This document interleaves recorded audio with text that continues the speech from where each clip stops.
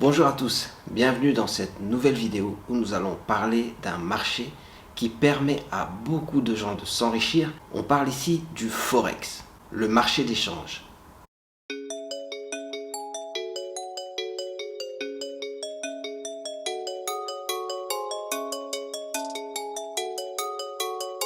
Chers investisseurs, bienvenue dans cette nouvelle vidéo. Nous parlons ici du marché d'échange, le Forex, Foreign Exchange. Qu'est-ce que c'est? C'est un marché qui permet d'acheter des devises. Non seulement des devises, mais surtout des devises contre une autre. Donc un cours de change. Par exemple, vous pouvez acheter de l'euro contre du dollar. Ou alors, vous pouvez acheter de l'euro contre du yen. Il y a plusieurs devises qui s'échangent facilement dans le monde et des devises qui sont très liquides. On dit très liquides quand on arrive rapidement à les trouver et à les échanger. Les principales devises, c'est l'euro, le dollar, le yen, la livre sterling. Beaucoup s'intéressent à ce marché parce qu'il offre énormément d'opportunités. C'est un marché qui ne ferme jamais. Quand c'est le soir en Asie, c'est le matin en Europe. Et quand c'est l'après-midi en Europe, c'est le matin aux États-Unis sur la côte Est et ensuite la côte Ouest. Donc le marché ne ferme jamais. Vous pouvez toujours trouver des cotations, des acheteurs et des vendeurs n'importe où dans le monde, quelle que soit l'heure à laquelle vous tradez. Et c'est ce qui est intéressant. Puisqu'il ne ferme jamais, il n'y a pas de saut sur les cours. En gros, vous n'avez pas les gaps où en fait vous avez une grosse différence entre la fermeture et l'ouverture. C'est des cours qui sont très volatiles mais qui ont des courbes continues. Je vous parle de ça parce que dans le trading, il y a certaines personnes qui jouent les gaps, ça veut dire les différences de cours que vous pouvez avoir entre les ouvertures et les fermetures, ou alors les différences de cours que vous pouvez avoir quand il y a des événements qui arrivent sur certains titres financiers. Si on en revient au Forex, le Forex permet aux entreprises de se couvrir contre le risque de change. Si vous avez des positions dans une certaine devise, vous pouvez acheter la devise pour ensuite liquider vos positions et perdre le moins d'argent possible. Mais forcément, quand on crée quelque chose pour se couvrir, il y en a d'autres qui en profitent pour s'amuser. Parce que sur le marché, il y a ceux qui se couvrent, mais il y a aussi les spéculateurs.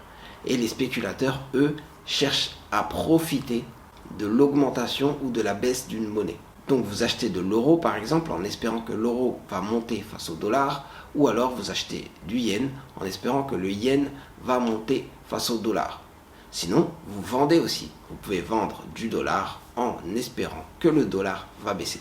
En fonction des différents taux d'intérêt que vous allez constater sur les différentes monnaies, vous allez voir que les monnaies s'apprécient ou se déprécient, donc elles prennent de la valeur ou elles perdent de la valeur. Et c'est là que vous pouvez gagner de l'argent, en achetant et en vendant différentes monnaies. Et ça, les spéculateurs, ils l'ont compris depuis bien longtemps. Donc ça fait un moment que vous avez des personnes, des traders qui jouent sur le marché d'échange, qui spéculent, qui font des opérations et qui gagnent de l'argent sur les marchés d'échange. Aujourd'hui, tout le monde peut le faire. Il suffit d'ouvrir un compte titre ou un compte de trading dans une plateforme pour pouvoir acheter des produits de change. Et vous avez là différents produits. Ça peut être des forwards, des futurs, des CFD. Vous avez des produits cash, vous avez des produits dérivés. Donc vous avez énormément de produits sur lesquels vous pouvez prendre des positions. Et en plus, vous avez beaucoup de devises, donc ça vous laisse pas mal de choix. Mais pour ça, vous devez savoir sur quelle devise vous allez jouer. Quelle devise vous allez acheter, quelle devise vous allez vendre. Quelle devise vous allez échanger. La plupart des meilleurs traders ne tradent que sur 3 ou 4 devises maximum. C'est pas parce que vous en avez 100 que vous allez vous amuser à traiter sur les 100 devises. Vous pouvez traiter que sur une paire de devises, par exemple l'euro-dollar, et vous profitez des hausses et des baisses. C'est ça qui est bien, c'est que vous pouvez vendre du dollar ou acheter du dollar ou vendre de l'euro ou acheter de l'euro. Il suffit de savoir si vous achetez ou vous vendez de l'euro-dollar. Exemple, si j'achète de l'euro-dollar, alors j'achète de l'euro et je vends du dollar. Si je vends de l'euro-dollar, alors je vends de l'euro et j'achète du dollar. C'est aussi simple que ça.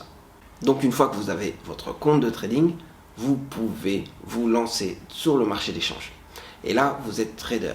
Ça veut dire que dans la journée, vous allez avoir plusieurs mouvements des monnaies et vous allez en profiter pour gagner de l'argent. Vous pouvez faire plusieurs allers-retours, donc faire du day trading, mais vous pouvez aussi faire du trading à plus long terme, même si ça reste quand même sur du court terme, et profiter des mouvements qui sont durables sur les différentes monnaies. La plupart des traders vont utiliser les courbes, donc l'analyse technique pour savoir sur quelle paire ils vont jouer et comment ils vont jouer les paires, mais d'autres peuvent aussi utiliser des analyses économiques. Mais c'est beaucoup moins fiable dans le sens où les analyses économiques peuvent avoir un impact seulement après un petit moment sur les cours de change. Alors que l'analyse technique, elle permet, en vérifiant les courbes et en regardant comment se comportent les courbes, de deviner quelle est la tendance. Est-ce la tendance à la hausse ou à la baisse? Vous profitez de cette tendance et vous prenez des positions. Mais si on regarde bien l'évolution des cours et si on regarde les cours de change, on se rend compte que sur le Forex, on gagne en fonction des bips. Des bips, c'est des centièmes de devises. En fait, vous gagnez de l'argent sur des centimes de centimes. Ça veut dire que vous êtes obligé de miser des montants conséquents pour pouvoir faire des gains. Mais ce n'est pas tout le monde qui peut le faire. C'est pour ça qu'avant, c'était des traders, des banques, des grandes entreprises qui étaient sur les marchés d'échange. Mais ça s'est démocratisé. Et aujourd'hui, tout le monde peut être sur le marché d'échange. Et pour ça, les particuliers peuvent jouer avec l'effet de levier. L'effet de levier, c'est avoir la possibilité de multiplier par 100 ou par 1000 ou même par 10 000 la position qu'on a. Ça veut dire si vous n'avez que 100 euros, vous pouvez jouer pour 10 000 euros. Donc multiplié par 100 par exemple. Et si les devises vont dans le sens que vous avez prédit et que vous pouvez gagner des centimes, mais en fait, vous transformez ça en centaines de dollars ou en centaines d'euros. Ce qui veut dire d'un côté que les produits sont un peu plus complexes. Vous êtes obligé de comprendre le fonctionnement. Le fonctionnement n'est pas aussi simple que vous pouvez le penser.